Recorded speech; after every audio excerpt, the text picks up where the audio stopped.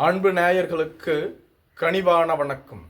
விடுதலை சிறுத்தைகள் கட்சி கேட்கும் உத்தேச தொகுதிகள். விடுதலை சிறுத்தைகள் கட்சி 2016ஆம் ஆண்டு மக்கள் நல கூட்டணியில் இருந்தபோது 25 தொகுதிகளை பெற்று போட்டியிட்டு 25லும் தோல்வி அடைந்தது. அந்த முறை விடுதலை சிறுத்தைகள் கட்சியின் தலைவரான திரு தொல் திருமாவளவன் அவர்கள் காட்டுமன்னார்கோவில் தொகுதியில் போட்டியிட்டு சொற்ப வாக்குகள் வித்தியாசத்தில் தோல்வி அடைந்திருந்தார். மேலும் ஒரு சில ஊடகங்களில் விடுதலை சிறுத்தைகள் கட்சியின் தலைவர் தொல் திருமாவளவன் வெற்றி பெற்றதாக அறிவிப்பு வெளியாகியும் கூட பின்பு முருகராம் அவர்கள் வெற்றி பெற்றதாக அறிவிக்கப்பட்டிருந்தது.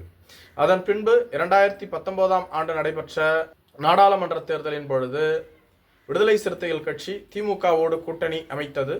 அப்பொழுது 2 தொகுதிகளை பெற்றது. ஒரு தொகுதியில், அதாவது சிதம்பரம் தொகுதியில் விடுதலை சிறுத்தைகள் கட்சியின் தலைவரான திரு தொல் திருமாவளவன் அவர்கள் பானை சின்னத்தில் போட்டியிட்டு வெற்றி பெற்றார். விழுப்புரம் தொகுதியில் அக்கட்சியின் பொதுச் செயலாளரான திரு துரை ரவிக்குமார் அவர்கள் உதயசூரியன் சின்னத்தில் போட்டியிட்டு வெற்றி பெற்றிருந்தார். இதன் பின்பு 2021ஆம் ஆண்டு நடைபெற்ற சட்டமன்ற தேர்தலில் விடுதலை சிறுத்தைகள் கட்சிக்கு திமுக கூட்டணியில் 6 சட்டப்பேரவை தொகுதிகள் மட்டுமே ஒதுக்கப்பட்டிருந்தது. அவை அரக்கோணம், திருப்போரூர், வானூர், செய்யூர், காட்டுமன்னார்கோவில் மற்றும் நாகப்பட்டினம் என்பன ஆகும். இதில் நாகப்பட்டினம், திருப்போரூர் என்ற 2 தொகுதிகள் பொது தொகுதிகளாகவும் மற்ற 4 தொகுதிகளும் தனி தொகுதிகளாகவும் அறிவிக்கப்பட்டிருந்தது. இதில் திருப்போரூர் பொது தொகுதியில் SS பாலாஜி அவர்கள் வெற்றி பெற்றார். செய்யூர் தனி தொகுதியில் பனையூர் பாபு அவர்கள் வெற்றி பெற்றார். காட்டுமன்னார்கோவில் தனி தொகுதியில் அக்கட்சியின் பொதுச் செயலாளரான சிந்தனை செல்வன் அவர்கள் வெற்றி பெற்றார். நாகப்பட்டினம் தொகுதியில் ஆலூர் ஷானவாஸ் அவர்கள் வெற்றி பெற்றிருந்தார். வானூர் தொகுதியில் போட்டியிட்ட திரு வன்னியரசு அவர்களும் அரக்கோணம் தொகுதியில் போட்டியிட்ட கௌதம சன்னா அவர்களும் தோல்வி அடைந்திருந்தார்கள்.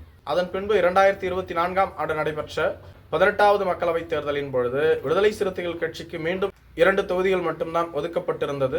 அந்த 2 தொகுதிகளிலுமே விடுதலை சிறுத்தைகள் கட்சி தங்களுக்கான சின்னமான பானை சின்னத்தில் போட்டியிட்டு வெற்றி பெற்றிருந்தார்கள். வரும் 2026 சட்டமன்ற தேர்தலில் விடுதலை சிறுத்தைகள் கட்சி அங்கீகரிக்கப்பட்ட கட்சியாக இருப்பதனால் வரும் 2026ஆம் ஆண்டு நடைபெறவுள்ள சட்டமன்ற தேர்தலில் விடுதலை சிறுத்தைகள் கட்சிக்கு 20க்கும் அதிகமான தொகுதிகளை ஒதுக்க வேண்டும் என அக்கட்சி தொடர்ந்து கோரிக்கை வைத்து வருகிறது. ஆனால் திமுக கூட்டணியில் அதிகமான கட்சிகள் இருப்பதால் விடுதலை சிறுத்தைகள் கட்சிக்கு முன்பை விட 2 அல்லது 4 தொகுதிகள், அதாவது 8 அல்லது 10 தொகுதிகள் தான் ஒதுக்கப்படும் என கூறப்பட்டு வந்தாலும் கூட விடுதலை சிறுத்தைகள் கட்சியோ 20 தொகுதிகளுக்கு மேல் எதிர்பார்த்து காத்திருப்பதாக கூறப்படுகிறது. விடுதலை சிறுத்தைகள் கட்சியினுடைய விருப்ப தொகுதிகளாக இருப்பவைகள் திருவள்ளூர், பொன்னேரி, திருவிக நகர், எழும்பூர், அரக்கோணம், திருப்போரூர். இது விடுதலை சிறுத்தைகள் கட்சியினுடைய சிட்டிங் MLA தொகுதியாகும். இங்கு SS பாலாஜி அவர்கள் வெற்றி பெற்றிருந்தார்கள். செய்யூர், இதுவும் விடுதலை சிறுத்தைகள் கட்சியினுடைய சிட்டிங் MLA தொகுதி. இங்கு பனையூர் பாபு அவர்கள் வெற்றி பெற்றிருந்தார்கள். மதுராந்தகம், வானூர், கள்ளக்குறிச்சி, காட்டுமன்னார்கோவில், சிதம்பரம், குன்னம், ஆரூர், KV குப்பம், ஆத்தூர், சீர்காழி, நாகப்பட்டினம், திருவிடைமருதூர், சோழவந்தான், பரமக்குடி, கலசப்பாக்கம் போன்ற தொகுதிகளை விடுதலை சிறுத்தைகள் கட்சி எதிர்பார்ப்பதாக அக்கட்சியினர் கூறி வருகிறார்கள். இதுவரையிலும் திமுக கூட்டணியிடம் அவர்கள் எதிர்பார்க்கின்ற தொகுதிகளை கேட்கவில்லை. அதே சமயத்தில் விடுதலை சிறுத்தைகள் கட்சியினுடைய உயர்மட்ட குழு தங்களுக்கு வெற்றி வாய்ப்பு உள்ள தொகுதி மற்றும் தங்களுக்கு அதிக வாக்கு வங்கி உள்ள தொகுதிகள் இவைகள்தான் என ஆய்வு செய்து வைத்துள்ளதால் இந்த தொகுதிகளைத்தான் அவர்கள் கேட்டு பெறுவார்கள் என நம்பப்பட்டு வருகிறது.